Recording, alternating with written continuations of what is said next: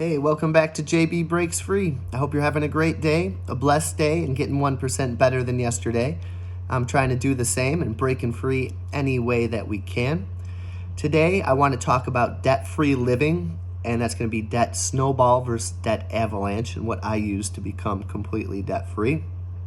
I want to talk about Dave Ramsey's baby steps, and there are 7 of them, and how I use them, and I want to talk about what I would say to my 18-year-old self. Before I get into that, I did not do any Instacart shopping this morning. I am at $200 for the week, and I think that's going to be good enough. I don't do it on Sundays, and yesterday, right before I was getting ready to go to work, my daughter came up to me and she was like, "Let's play soccer, Dad." And I just didn't have time to do it, and I felt bad. They were excited to play, and I go, tomorrow morning, it's game on. So no shopping. We did some basketball in the backyard, kicked the soccer ball around, went on a bike ride. They're off to a birthday party right now, and it was just a good morning with them, and it will be another one tomorrow. I'm looking forward to it. So getting into the video, debt-free living, I ended up going with debt snowball. That might not be the most financially prudent move, but psychologically, it might be the best move. The debt snowball, if you don't know, it has 4 steps. You list your debts from smallest to largest, regardless of the interest rate. Then you make minimum payments on all the debts except the smallest. Then you pay as much as possible on the smallest debt, and you repeat with each debt until it's paid in full. And that's what we did. We had 6 credit cards that we had debt on when we began our debt-free journey and began our financial independence journey. And we did some research. Debt snowball. Debt avalanche is you make a list of all your debts from largest, and you pay off the highest interest rate first, but that takes the longest.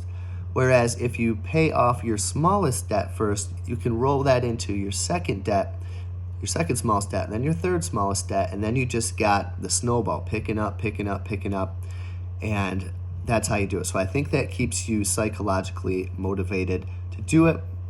I guess there's no right or wrong way, but I think the debt snowball is very psychologically important, and it helped us out tremendously. Next, I want to talk about Dave Ramsey's baby steps. The first baby step is save $1,000 for a starter emergency fund. I see that 4 in 10 people do not have a $1,000 emergency fund, and it gives you a lot of peace of mind if you can scrape that together. So step 1 is to come up with $1,000. Step 2, pay off all debt except the mortgage. We have done that also. We use the debt snowball method, as I mentioned, to do that. Save 3 to 6 months expenses for a fully funded emergency fund. I like this a lot. I don't know. We don't have 3 to 6 months of savings in our savings account. We have our checking account, and that's kind of what we're doing with everyday bills. And then we put money into our savings account, but not a lot. I want to say there's probably $7,000 in there right now. We just took a big hit because we had to do some braces activity and cars brakes. Most of our money is into IRAs, brokerage accounts, retirement accounts, 403bs. Most of our money is working harder than it would be into a savings account. Does that count as 3 to 6 months of expenses? I guess it probably would. So I think we're just about right there for the 3 to 6 months fully funded emergency fund. Now I want to keep building up that savings, don't get me wrong. And, it's nice to have a nice cushion in the checking account too. So we're working on that. 3 to 6 months, we're building up the savings the best we can, but we do have that amount of money saved in one place or another. Number 4, invest 15% of your income into retirement. Now again, these are baby steps. What I think maybe the normal thing would be to do 10%.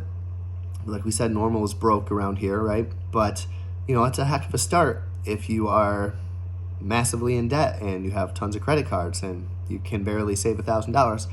That's good. Start saving 15% of your income into your retirement.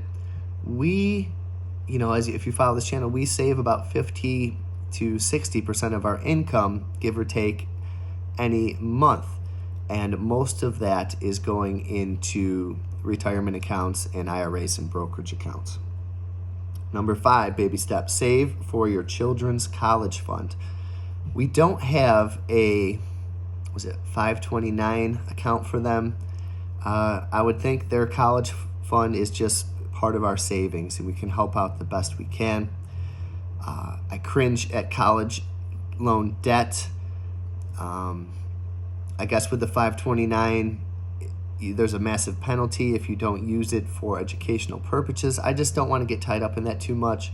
But we do save and plan on helping them out with college. Hopefully they know what they want to do. Who knows, will college even be what it will be in 15, 16 years from now? But, save for your children's college fund. Number 6, pay off your mortgage early. Done. Broken free from the mortgage at 42 years old. Number 7, build wealth, give and live like no one else. We're in the wealth building stage of our lives. We give, we give to local charities, to the March of Dimes. We try to be generous. I can be generous with friends, with family, with strangers. Live like no one else. It's fairly peaceful when you don't have any debt. It really gives you a lot of peace of mind. It doesn't solve all your problems. Money's not going to solve all your problems. You're going to bring some zen that you have in you, to when your mortgage is paid off. If you're not a happy person then, it probably won't make you happy now. But, it gives you a lot of peace of mind. Just the other day, it was a very small thing, and it's a stoic statement where you talk a lot about what other people do for you, but you don't talk a lot about what you do for everyone else, right? Because you don't want to toot your own horn. But we were in a restaurant and was out to eat with my wife and kids, and the table behind us, we heard another waitress say to another waitress that they didn't leave him a tip. And I felt bad, and I left double our tip just to kind of make up for that one table. She didn't notice it till we were gone, and I know how that is being a waiter. So I was able to do that, and, it wasn't a big deal. I mean, it wasn't a $200 tip, but, it was double the tip, and it made up for a table for her. And just, you can give easily in situations like that, and even more. And finally, things I would say to my 18-year-old self. Boy, I would say a lot. But I guess some of the things I would say: study, exercise, save, and invest. Be a better friend. Be a better boyfriend. Limit alcohol, no drugs, no smoking. Travel more, collect less. College is not mandatory.